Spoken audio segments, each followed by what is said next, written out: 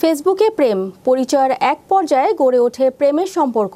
সেই প্রেমের টানে কুমিল্লার এক প্রবাসী ব্যক্তির স্ত্রী চলে আসেন কুড়িগ্রামের ভুরুঙ্গামারীতে। বিয়ের দাবিতে প্রেমিকের বাড়িতে এসে দেখেন প্রেমিক প্রতিবন্ধী ও নবম শ্রেণীর ছাত্র। এমনই এক চাঞ্চল্যকর ঘটনা ঘটেছে উপজেলার শিলখুড়ি ইউনিয়নের দক্ষিণ থলদাঙ্গা গ্রামে। বিস্তারিত থাকছে ডেস্ক রিপোর্টে। কুমিল্লার এক প্রবাসীর স্ত্রী সামাজিক যোগাযোগ মাধ্যম ফেসবুকে কুড়িগ্রামের একজনের সঙ্গে প্রেমে জড়ান।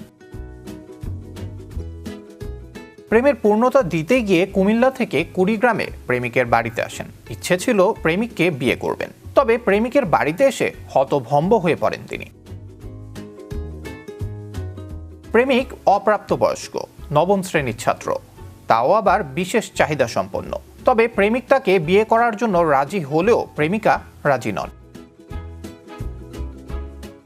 খোঁজ নিয়ে জানা গেছে ওই গ্রামের দুলাল হোসেন দুলুর প্রতিবন্ধী ছেলে হোসেন আলী ধলডাঙ্গা উচ্চ বিদ্যালয়ের নবম শ্রেণীর শিক্ষার্থীর সঙ্গে কুমিল্লার লাকসাম এলাকার প্রবাসীর স্ত্রীর সঙ্গে ফেসবুকে পরিচয় হয়।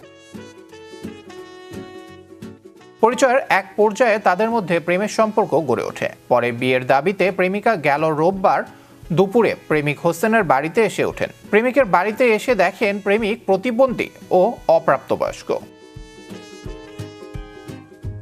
এদিকে প্রেমিকা বিয়েতে রাজি না হলেও প্রেমিক বিয়ে করার জন্য চাপ প্রয়োগ করে।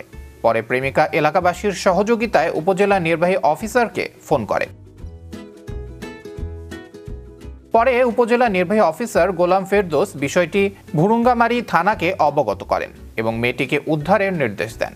খবর পেয়ে ভুরুঙ্গামারী থানা পুলিশ ওই দিন রাত 2টায় মেয়েটিকে উদ্ধার করে থানায় নিয়ে যায়। থানায় নিয়ে আসার পর বিপাকে পড়ে পুলিশ। মেয়ের বাবা শফিকুল ইসলামের সাথে যোগাযোগ করে মেয়েটিকে ফেরত নিতে বললে অস্বীকার করে তার বাবা। পরে মেয়েটিকে 2 দিন থানা হেফাজতে রেখে বিভিন্নভাবে মেয়ের অভিভাবককে বুঝিয়ে রাজি করায় পুলিশ। পুলিশ জানায় বুধবার ওই মেয়ের অভিভাবককে ভুরুঙ্গামারী নিয়ে এসে মেয়েটিকে তার নিকট হস্তান্তর করা হয়। সংশ্লিষ্ট ইউপি মেম্বার নজরুল ইসলাম জানান, ছেলেটি শারীরিকভাবে প্রতিবন্ধী এবং চোখ টেরা। মেয়েটি বিবাহিতা এবং তার স্বামী বিদেশে থাকে। উপজেলা নির্বাহী অফিসার গোলাম ফেরদৌস ঘটনার সত্যতা নিশ্চিত করেছেন।